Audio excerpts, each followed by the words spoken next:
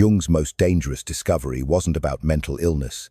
It was about people who see everything others miss and why this ability destroys them. In his clinical practice, Jung documented patients with what he called differentiated perception. Individuals who could read micro-expressions, sense hidden emotions, and perceived psychological patterns that escaped everyone else. They saw through social masks, detected lies instantly, and felt the unconscious tensions in every room.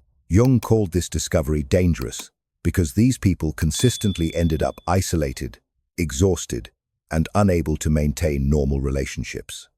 Not because they were unstable, but because seeing everything came with a psychological cost no one understood.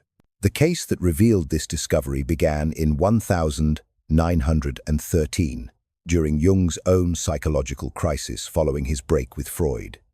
A patient came to him, a highly introverted, intuitive woman who possessed what Jung called undifferentiated, intuitive perception. She could walk into any room and immediately sense the psychological atmosphere.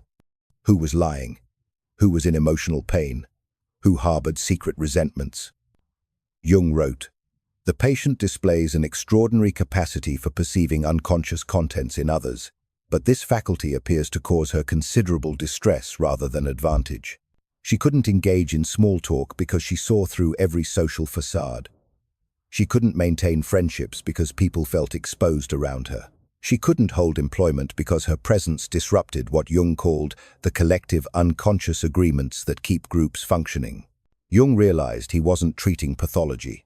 He was observing what happens when the unconscious becomes too conscious, when perception becomes too differentiated for social survival.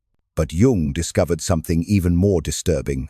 He found that people with highly differentiated perception become overwhelmed by what he termed participation mystique, absorbing unconscious contents from everyone around them. These individuals don't just see clearly, they absorb the entire unconscious atmosphere of their environment. Modern research validates Jung's observations. Roughly 20% of people have heightened sensitivity, but Jung identified something more specific, the introverted, intuitive type, comprising roughly 1% of the population. These individuals don't just feel deeply, they perceive unconscious patterns with startling clarity. They see the depression behind forced smiles. They sense the desperation beneath confident presentations. They feel the collective shadow that groups unconsciously agree to ignore. Jung wrote, "The danger lies not in the perception itself, but in the psychic isolation it creates. When one sees clearly what others cannot or will not see, one becomes a mirror that society cannot bear to look into. This creates what Jung called the problem of the superior function, 12 days, when your greatest strength becomes your greatest burden because it separates you from normal social participation." The real danger wasn't the perception itself. Jung discovered that people with differentiated perception become targets for shadow projection. When someone's shadow is reflected back through clear perception, the unconscious mind has two choices: integrate the shadow or attack the mirror. Jung documented this pattern repeatedly. The person who sees clearly gets blamed for creating the problems they're merely observing. When his patients would gently suggest someone seemed troubled, that person would explode at them for being negative. When they'd express concern about obvious problems, they'd be accused of being judgmental. Jung realized this wasn't coincidence. It was psychological defense. He wrote, "Everything that irritates us about others can lead us to an understanding of ourselves. But for most people, it's easier to attack the person reflecting their shadow than to examine what's being reflected." This creates what Jung called the scapegoat phenomenon. Highly perceptive individuals often become the designated problem in every group they enter, not because they cause problems, but because they reveal problems that already exist in the collective unconscious. Jung identified 3 specific dangers that made this discovery so threatening. First, collective unconscious disruption. The individual who perceives too clearly threatens the shared illusions that hold groups together. When someone sees through the unspoken agreements to ignore certain truths, they become a destabilizing force. Second, psychological isolation. Jung called this the curse of consciousness. It cannot be shared with those who don't possess it. The individual becomes an island of awareness in an ocean of unconsciousness. Third, and most dangerous, identity dissolution.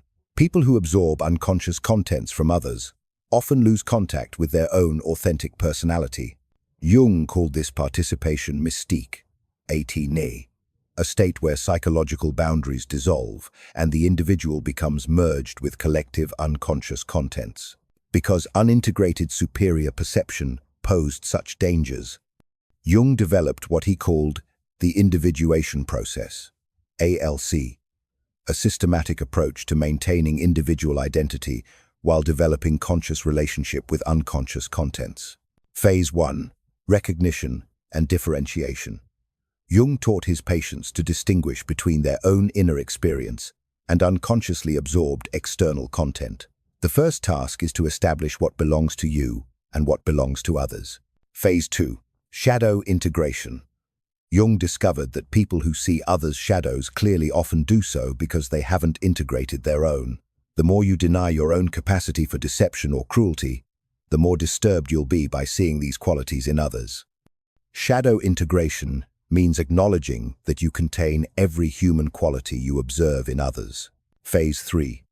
Conscious participation. The final phase involves engaging with others' psychological contents without being overwhelmed or losing your individual identity.